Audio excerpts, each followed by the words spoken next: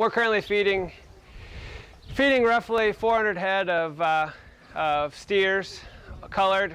No, probably 70. I'd say 80%. We tend mostly to the blacks or the blacks, more, but we also have a lot of colored cattle as well. But mostly steers. We always fed so far as steers at this time. I did a lot of background research, both internet, visiting other people that have tackled and started to jump into this area.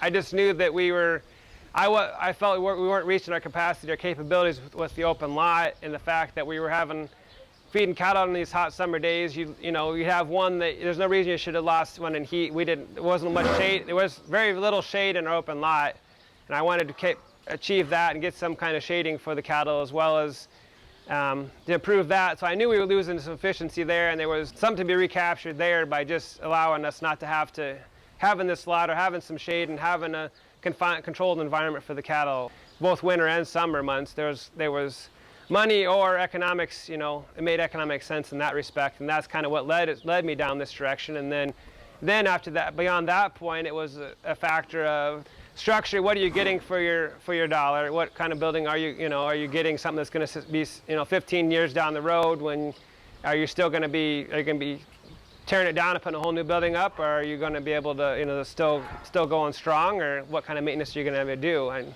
and the feasibility is to put a little more money in, or to put the right money in it up front, and then so it maintains. You don't have all the, you're not continually maintaining.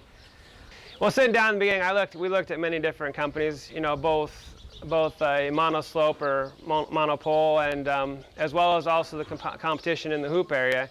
But I wanted something that's going to be structural integrity for the years down the road. I'm going to be in this for a while. I'm putting a building up. I'm going to want it to last a while, last for years, not have down the road doing a lot of maintenance on it.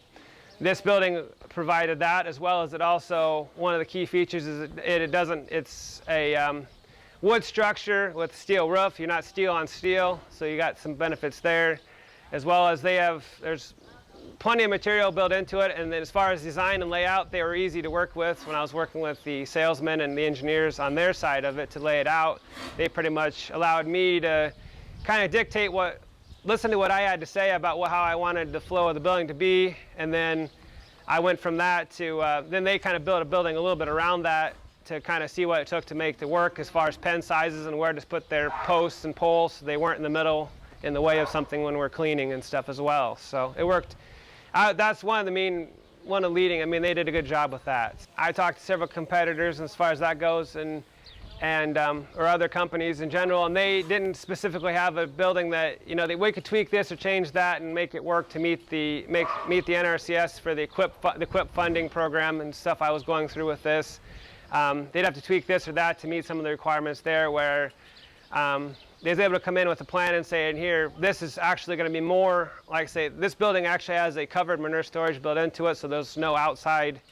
I mean, the waste itself, you can stockpile inside the building, and so it's covered, so you don't have runoff, you're not having rain go on your manure. Even the manure you don't have in the pens, you can still have covered there.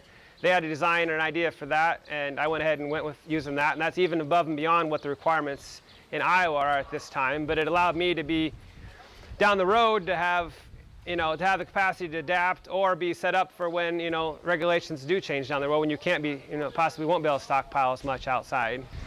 One big reason we went away from an open lot, even looked at a confinement building in general, was to get more consistency day to day on as far as cattle eating and not coming up to the bunk and taking feed. In an open lot, you'd have days in the summer where it was so hot that they wouldn't hardly touch the bunk. Where what we've realized with this building, being covered, you got shaded area, and this building is double wide, so we got feed bunks on the north and the south side, which allow the cattle to go where they feel most comfortable to eat. And even through the dead of winter, when they're up, there's always cattle up at the bunk eating. So that's been one major efficiency. You're getting them, you're not having that downtime where they're just sitting there burning energy and not putting anything on either. But as far as daily gain, I know we've increased that probably a quarter of a pound as well in daily gain over what our open lot was, and that was through the winter months as well. So that I'm excited to see how it does this year and through the summer. As far as manure handling and storage, this building has fit well into that plan for my goals for the future. Going from an open lot, we had a lot of runoff. I mean, there'd be days where you were sitting, you know, you'd have rain, you need to clean the the yard off, and the next day you had a downpour rain and it was half empty, and you wonder where it went. Well, it all went down the waterway down towards the neighbor's house. So, well, this building is designed so it's all maintained in the building. I mean, there's a six-inch lip around the building, so there's no manure escapes the building unless you haul it out. And manure stays in good quality because there's no additional rainwater added to it.